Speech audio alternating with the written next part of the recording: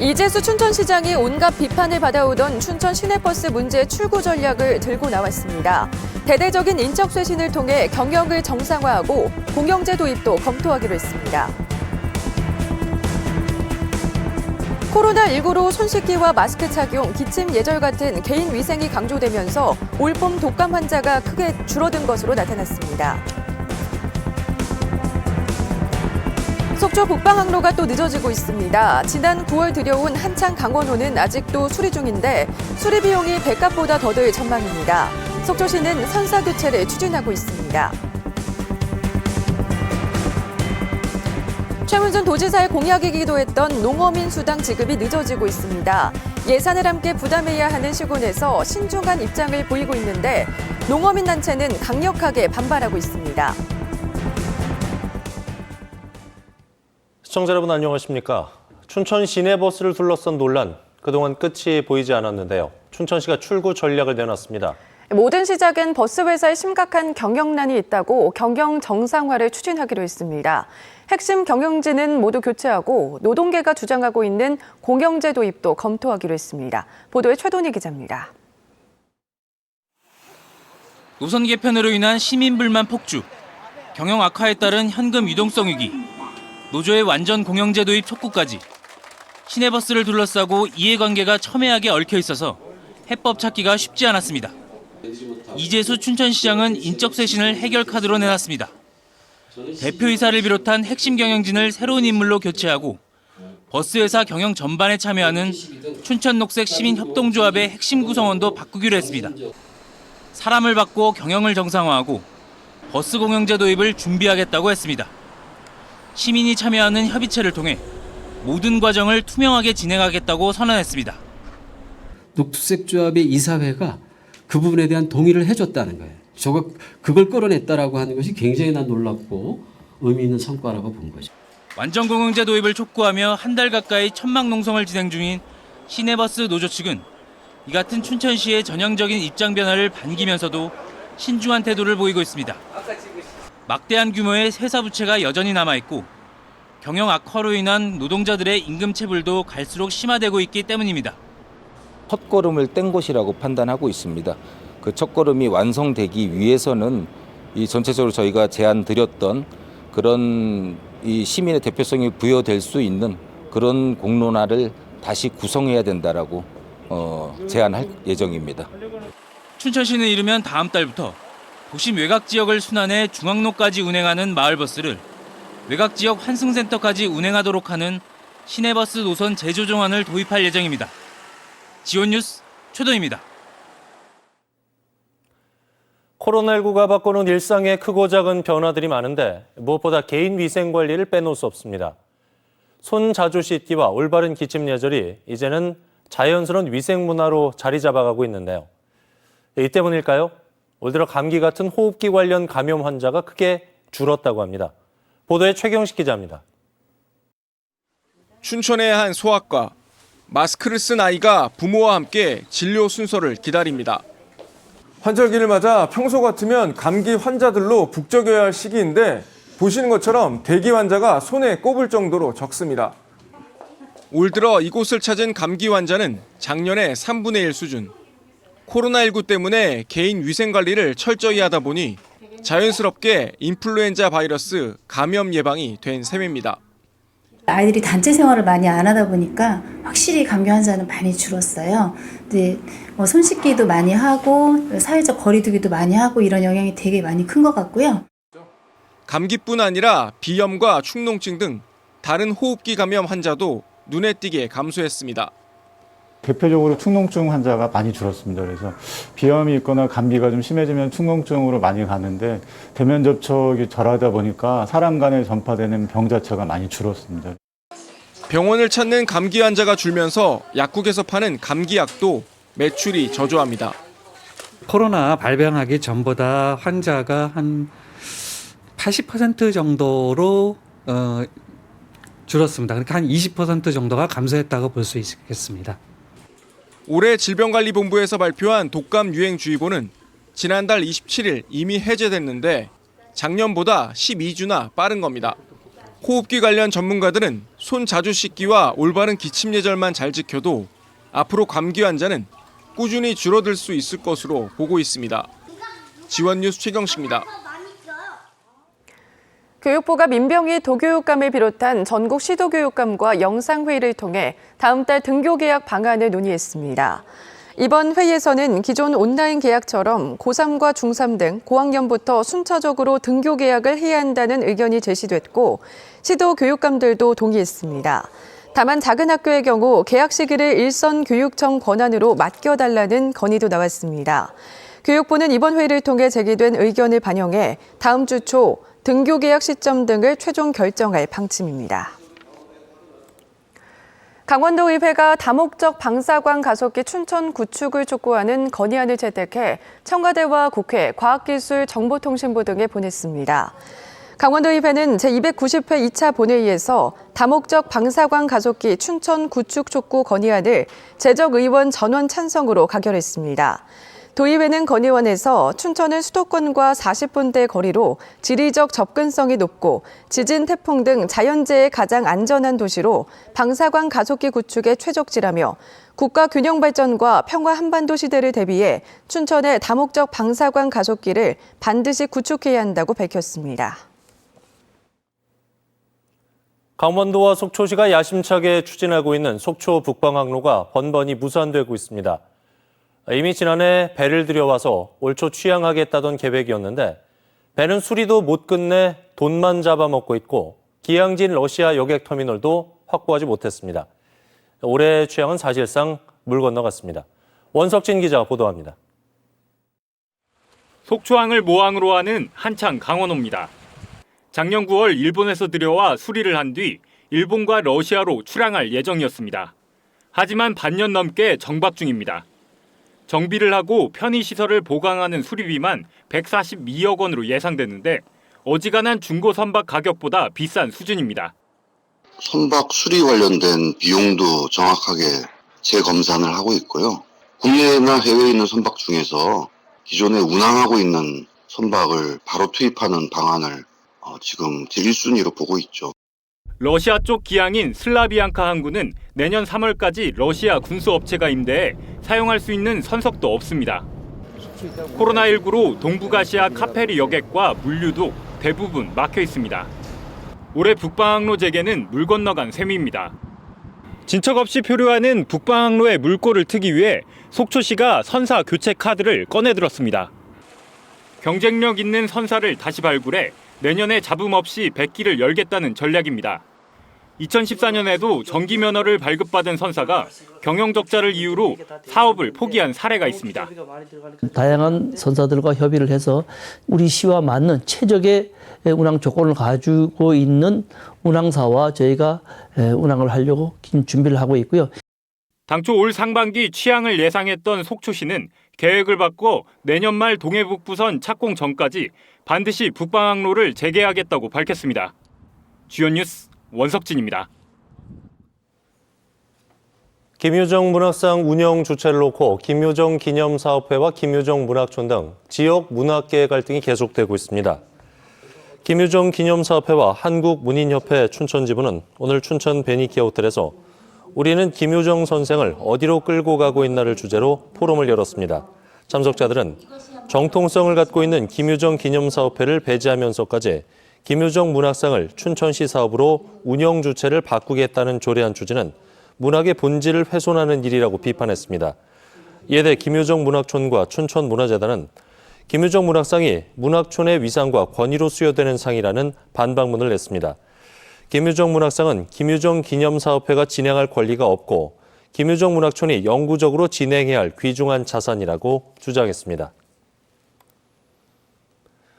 코로나19 바이러스 퇴치에 효과가 있는 것처럼 허위로 광고해 탈취제를 판매한 업체가 해경에 적발됐습니다. 동해해양경찰서는 사기와 화학제품안전법 위반 등의 혐의로 D업체를 적발해 조사하고 있습니다. D업체는 지난 2월부터 16억 원 상당의 탈취제 40만 개를 코로나19 바이러스 퇴치 효과가 있는 것처럼 광고해 인터넷 쇼핑몰을 통해 국내외에 판매한 혐의를 받고 있습니다. 해경 조사 결과 광고에 사용된 시험 성적서는 2015년 메르스 때 실험한 것으로 신종 코로나19 바이러스와는 전혀 관계가 없는 것으로 확인됐습니다.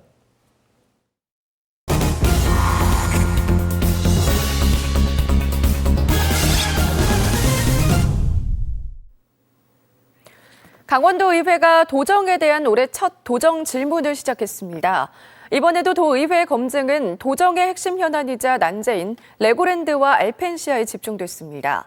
3선에 걸친 최문순 도정 내내 따라다닌 문제들인데 좀처럼 풀리지 않고 있습니다. 보도에 김기태 기자입니다. 민주당 곽도영 의원은 민선 7기 최문순 도정의 최대 현안인 알펜시아 문제를 꺼냈습니다. 지난 1월 투자 협약 체결까지 마쳤지만 약속한 날짜에 보증금조차 내지 못한 맥킨리 컨소시엄 사례를 언급했습니다. 모든 시설을 8천억 원에 사겠다던 업체가 15억 원의 보증금도 내지 못했다는 건 검증이 부족했다는 반증이라고 꼬집었습니다. 업체에 대한 재무 관계라든가 이런 걸 좀 면밀하게 좀 따져봐야 될 것 같습니다. 그러지 않으면 이런 우스운 꼴이 반복될 거라 이렇게 생각합니다. 의원들은 7,700억 원의 부채가 남은 알펜시아 문제를 2년여의 남은 임기 동안 해결할 수 있을지 되물었습니다. 최 지사는 지금도 매입 의사를 보이는 업체가 3-4곳 있지만 조금이라도 더 제값을 받기 위해 노력하고 있다고 강조했습니다. 또 지난 1월 협약을 체결한 맥킨리도 완전히 배제된 상황은 아니라며 공개 매각을 포함해 모든 방안을 강구하겠다고 밝혔습니다. 그게 이제 무산되면 가격이 뚝뚝 떨어지기 때문에 그것도 매우 조심스럽고 그것도 매입자가 있을 경우에만 한해서 하겠습니다. 춘천 레고랜드 문제도 거론됐습니다.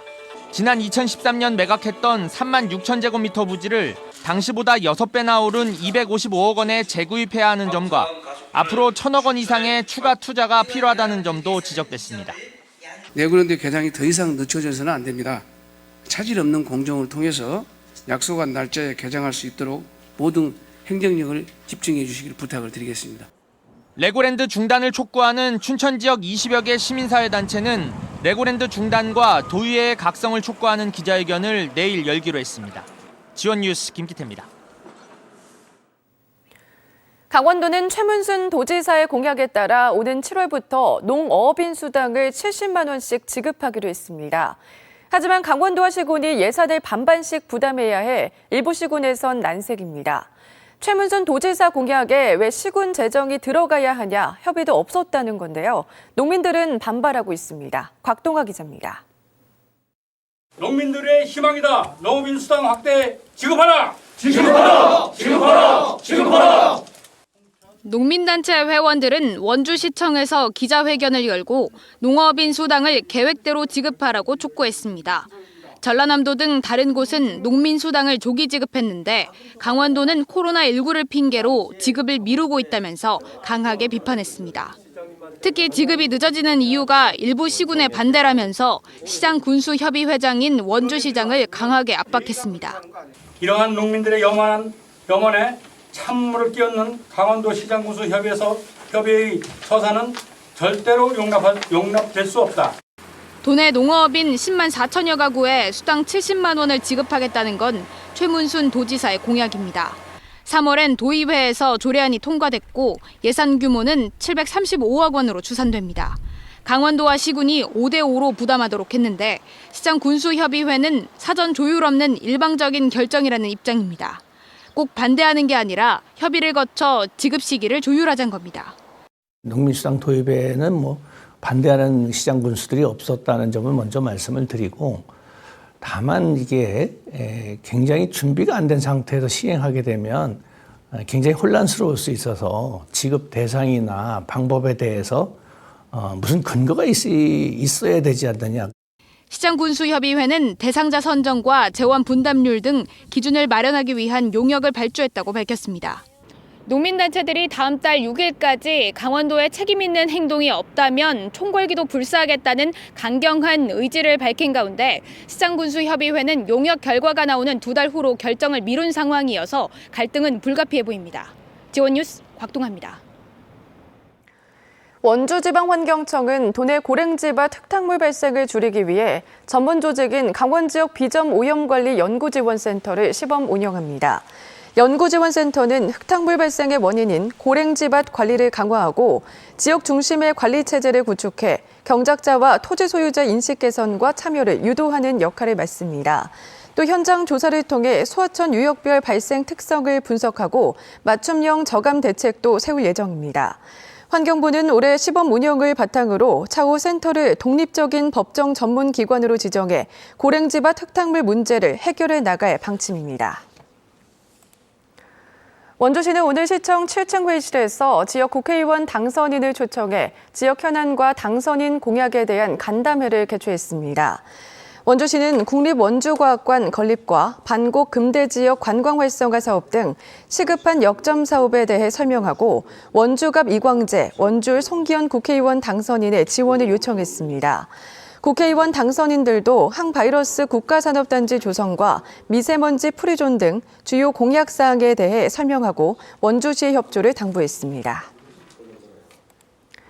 제12대 강원연구원장에 박동훈 전 지방공기업평가원 이사장이 내정됐습니다.